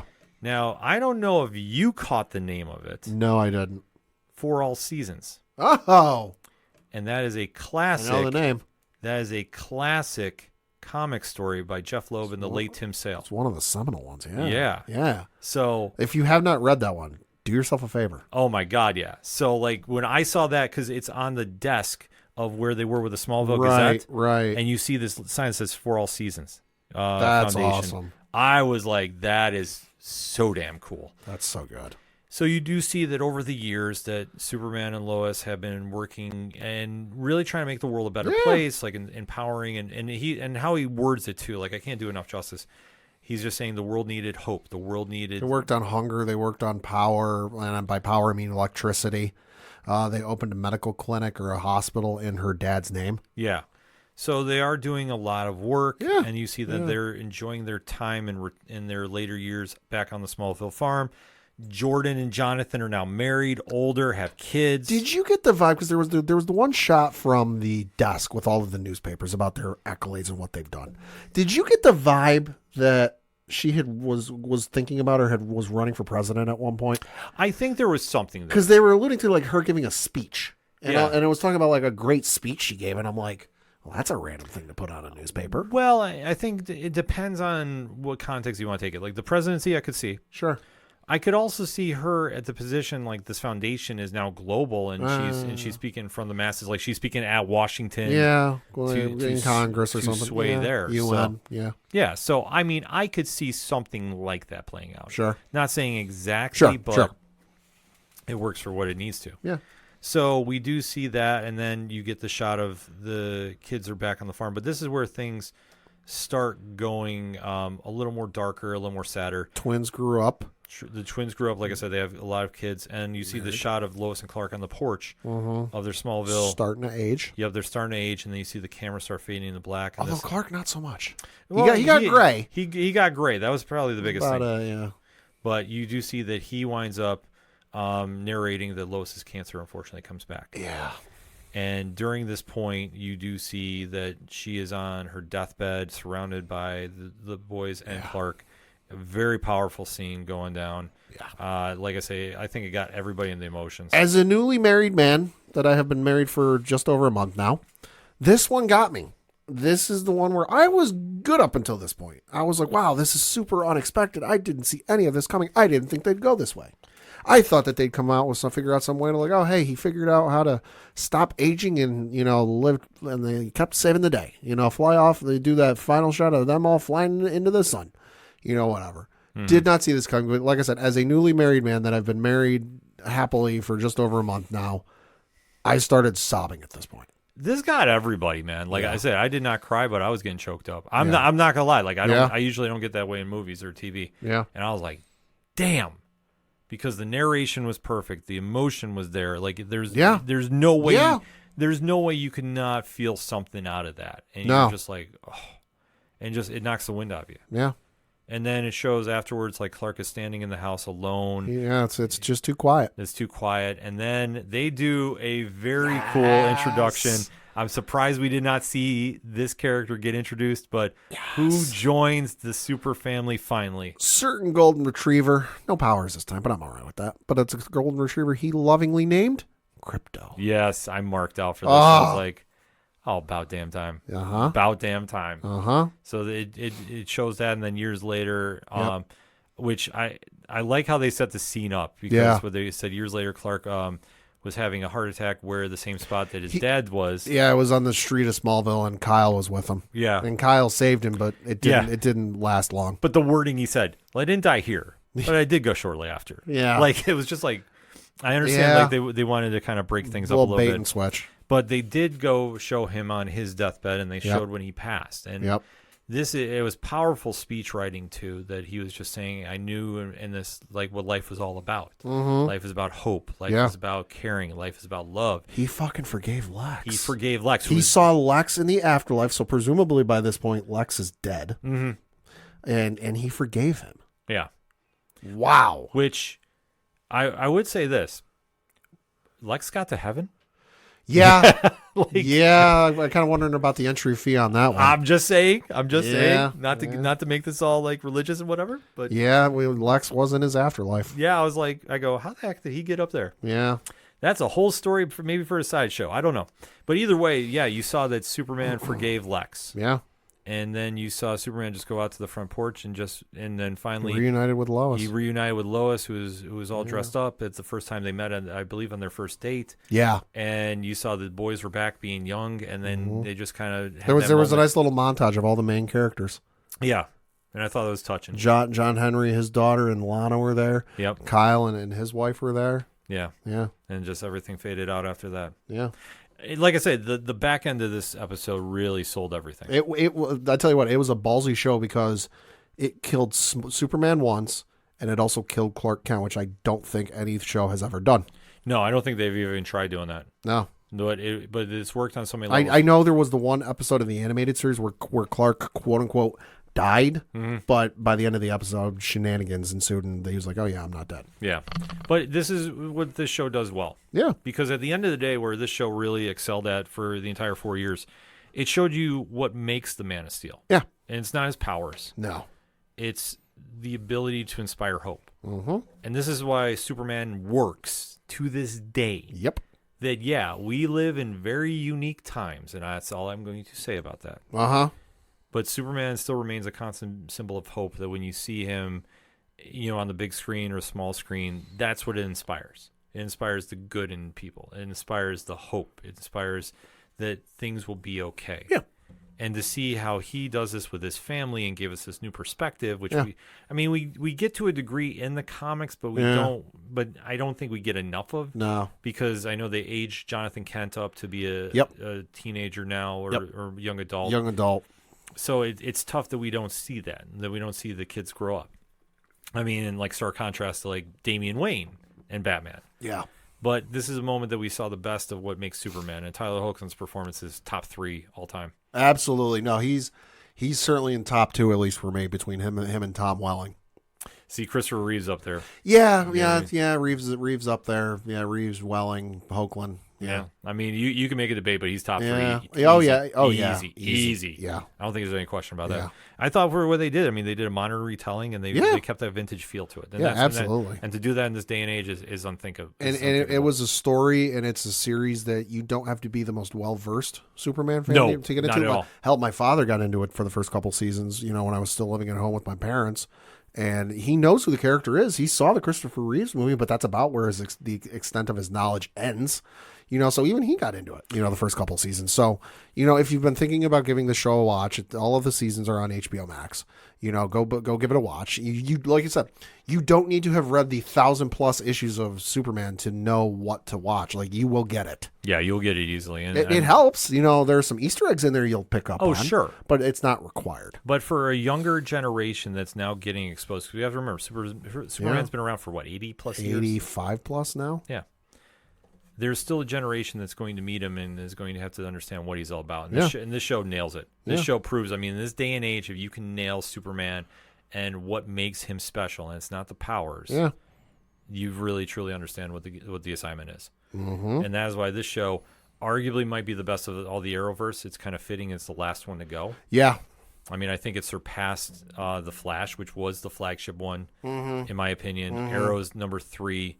And then you can tie in Supergirl, Black Lightning, and Legends of Tomorrow. Yeah, they're all kind of tied together. Well, Supergirl, had longer seasons, but that was because it was on CBS. CBS for the first season. Yeah, so we have to keep that in mind.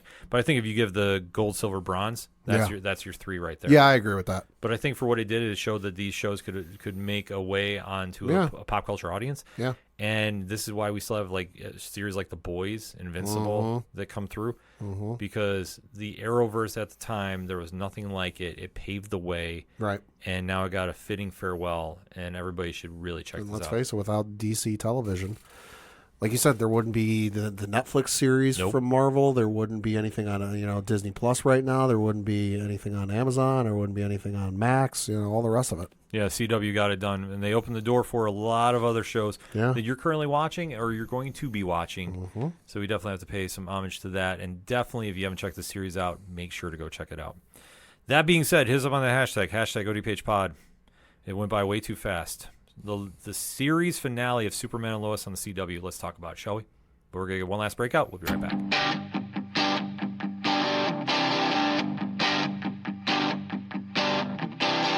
This is Tom from Tom Joe Lou, This is Matt from Sideroom Sounds. and you're listening to ODPH Podcast. Wanna go where no one knows my name, to the desert, the oceans, or the plains. 'Cause I wanna... Coming back for the final segment on this edition of the ODPH podcast. Pad, what you got? Got a couple things to talk about. Obviously, we got to talk a little bit quickly about the Survivor Series recap that took place this past Saturday from, what's the venue's name again? From the Rogers Arena in Vancouver, British Columbia, Canada, where the Survivor Series took place for the WWE. Hell of a card they put on. You had Team Rhea Ripley emerge victorious, defeating Team Liv, I guess you could say, in 38 minutes and 15 seconds. And boy, howdy, not the greatest start of the night. Not the greatest start, but I'll tell you what, Io Sky makes up for a lot in this. This is true. She is the true MVP Good of War Games. Lord. War Games. War Games. Yes. Now, then you had Shinsuke Nakamura defeat L.A. Knight Ah. by pinfall in 9 minutes and 45 seconds to become your new United States champion. Right call to make. Absolutely. That entrance, though. Yo. Yeah, Shinsuke's on a whole new level right now. LA Knight's better chasing the belt. He's not Yeah. a great champion. He's better Yeah. chasing. Then you had Braun Breaker emerge victorious, beating Sheamus and Ludwig Kaiser via pinfall in 14 minutes and 25 seconds to retain his Intercontinental Championship. Outside of the War Games match of the night. easily. Absolutely. This was definitely number 2 of the night. Yeah, this was a fantastic match. I want to see this ran back. Oh, I do too. Then, in a singles match for the World Heavyweight Championship, you had Gunther defeat Damian Priest via technical submission in 19 minutes and 20 seconds to retain his World Heavyweight Championship with a little bit of help. I was not in love with this match because of the ending. Yeah, no, I wasn't either. It felt like a little bit of a recycle from SummerSlam, so I was kind of like, and plus it just kind of like ended. There wasn't like a build and a build and a build and a build and oh my god, and then it's over. But it was just like build over. I have a feeling that we are going to have a triple threat between Finn Balor, Damian Priest, and Gunther on the first Monday Night Raw on Netflix. Could be. We do know that because it was announced on Monday Night Raw last night that Gunther is going to be defending his belt against Finn Balor at Saturday night's main event, which is next weekend. Yeah, but I'll already save you a click. Damian Priest is going to cost him the title. Oh, absolutely. So I think that is my early guess. The January 6th. WWE on NBC, which is, for those of you who aren't in the States, is public cable, is basic cable. Yeah. Everybody's got it if you got cable. Yeah, so everybody's going to be watching that Plus, night. plus, I think it might be on Peacock, too. Yep. Oh, boy. Yeah, Yeah. enough said. Enough said. Then you get into the main event where it was the OG Bloodline with Roman Reigns, Jimmy and Jey Uso, Sammy Uso, and CM Punk defeated New Age Bloodline with Solo Sikoa, Jacob Fatu, Tama Tonga, and Tonga Loa with Bronson Reed in 41 minutes and 55 seconds in a hellacious match. Good Lord. This match was insane. Yeah, it was. It needed to do what it needed to do. Jacob Fatu, MVP of this match. Yeah. Sold that injury even though, hey, he's not injured. I was shocked because So was I. I thought he was injured. I thought he messed his leg up. So did I. He oversold it. Bronson Reed, though, unfortunately, Legit injured. Legit injured. When he gets healthy, I'm just going to say this right now. I need him and Jacob Fatu to be the new APA. Just sit in the back room. I don't care what they're doing, playing cards, like whatever, and just somebody messes with them and they just go out the ring and just would be amazing. go crazy. But this match lived up to the hype. A little more storyline going on with it because now we have to wait till Friday to find out what is going on per se with the Bloodline moving forward. Because does that mean Solo now falls back into the Roman Reigns camp? I doubt it. That's the thing. I don't know. I think it's ultimately going to build to a Roman versus Solo Sikoa singles match because they still got the whole Ulafala. You know, he doesn't have the Ula. He's beaten him like twice now. Yeah. You know, or whatever, however many times it is, and he still doesn't have the Ulafala. So I think what it's ultimately going to build to is a match probably at WrestleMania for the Ulafala and Ultimate Control. Oh no, it won't be. It'll be before WrestleMania. They're not going to do Roman versus Solo there. Okay. They won't. No. Okay. The latest, if they go that route, would be Royal Rumble. Okay. Latest, but Okay. they won't though. Yeah. But I mean, overall, it definitely had a lot of storylines going on. Yeah. One, I mean, briefly on Monday Night Raw, if you want to talk about a quick pad, the end of the New Day. Good Lord. Well, is it though? I'll say this. That segment had messed with my emotions. It felt like they kicked my dog by the end of it because they came out. They had a bunch of memorabilia from over the years, and the big old box of Bootios from WrestleMania 32 was there. You know, they had a bunch of costumes they wore over the years and photos. It was real memorable. And then they start talking, and they're like, "Hey, you know, we got to be honest. Something. This is a conclusion we both came to." And then Big E comes out, and I can't do justice on this recap. You got to go find the clip on YouTube. But they go back and forth. E comes in hands, so like, "Hey, I'm going to come back. I'm going to manage you, you know, until I get cleared." And just the back and forth between these two, where I went, "Yeah, Big E's coming back. They're not going to split up. Everything's going to be okay."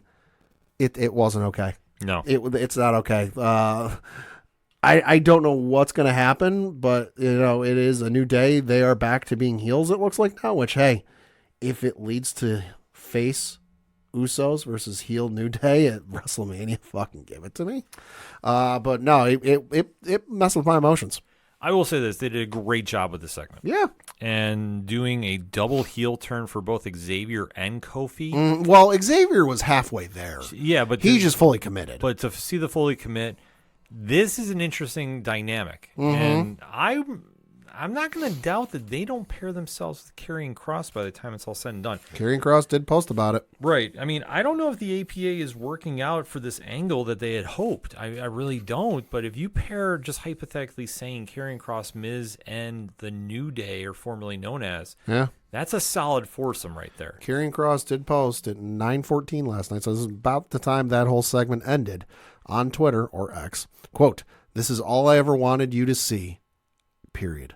A new day, period." And then the little hourglass emoji. His social media game is amazing. Yeah, so I mean, I'm not shocked at this. No. But I think this segment is going to be really something to watch. And in fact, I mean, I don't know. I mean, I think the Big E stuff, it's hard. He might be cleared. He might be cleared. Like, I got that vibe.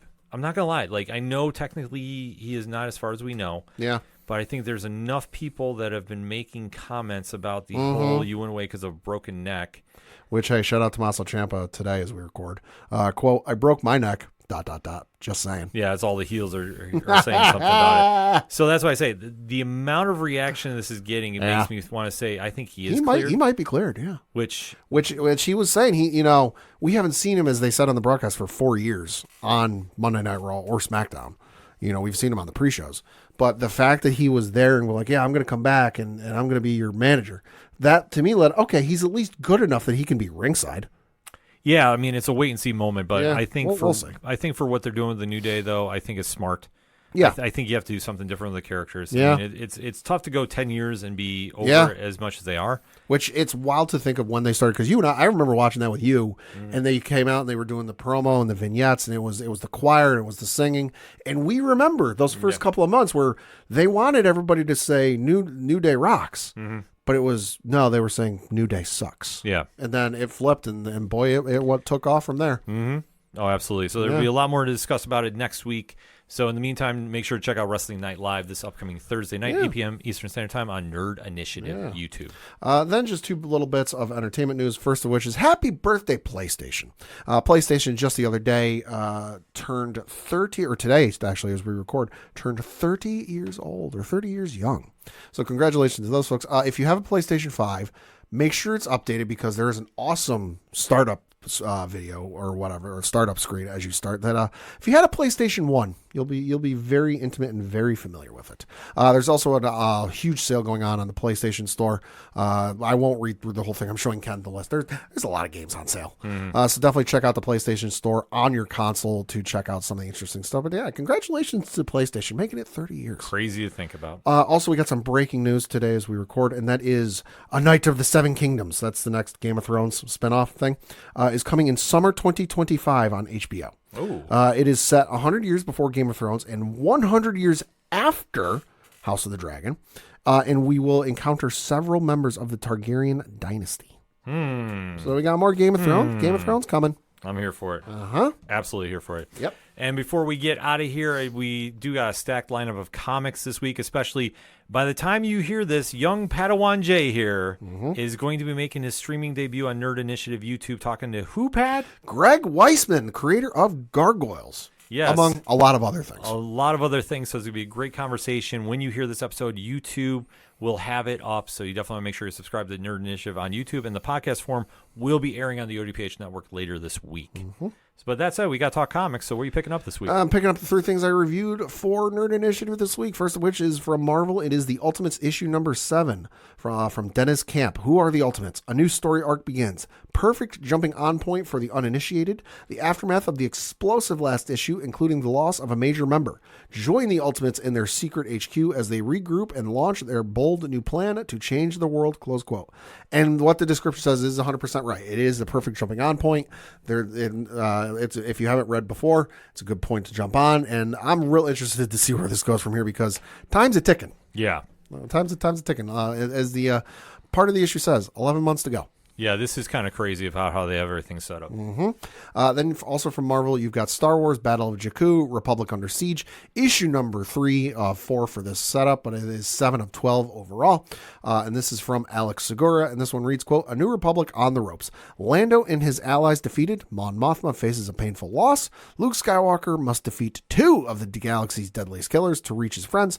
Moff Adelhard plays a final card against the New Republic with shocking consequences. Good issue. It's interesting to see where this is going. I mean, we ultimately know where it's going to end up. Battle of Jakku, so to see the build and see where this goes and ultimately where it goes from there, it's going to be real interesting to see. Absolutely.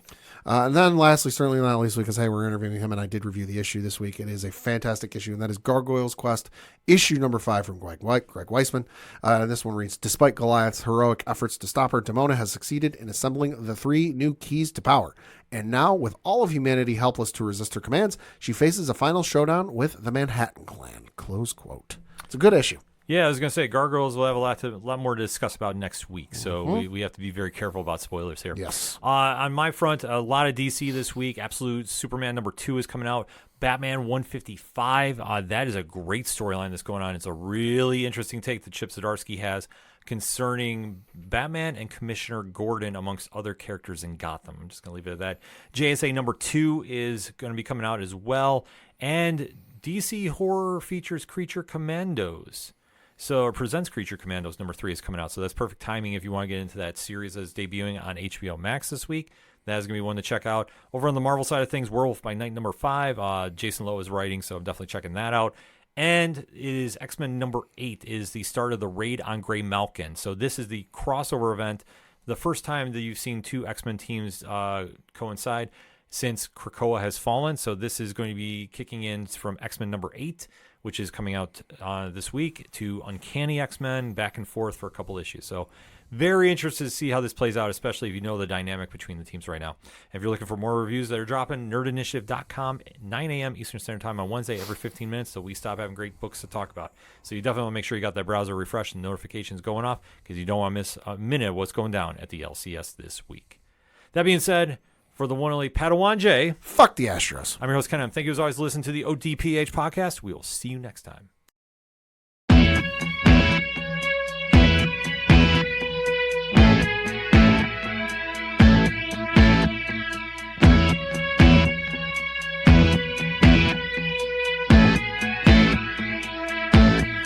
It's such waste of time, swiping left and swiping right on people you could know.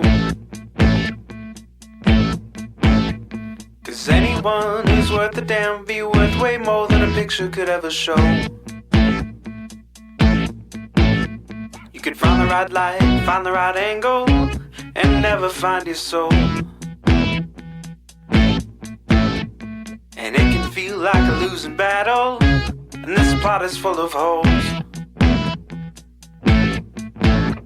This modern way of finding love just makes me feel so alone.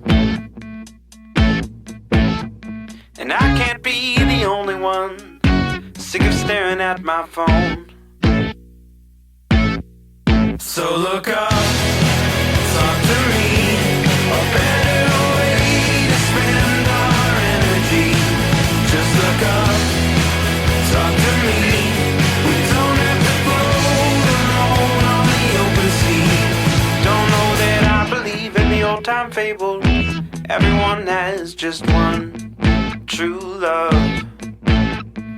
All I know is you're across this table, and you're all I'm thinking of.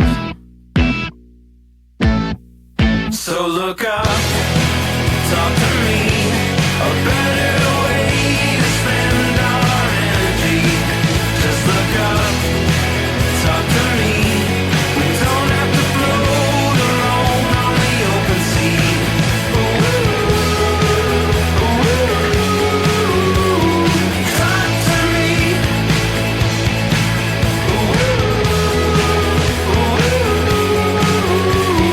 talk to me. It's such waste of time, swiping left and swiping right on people you could know.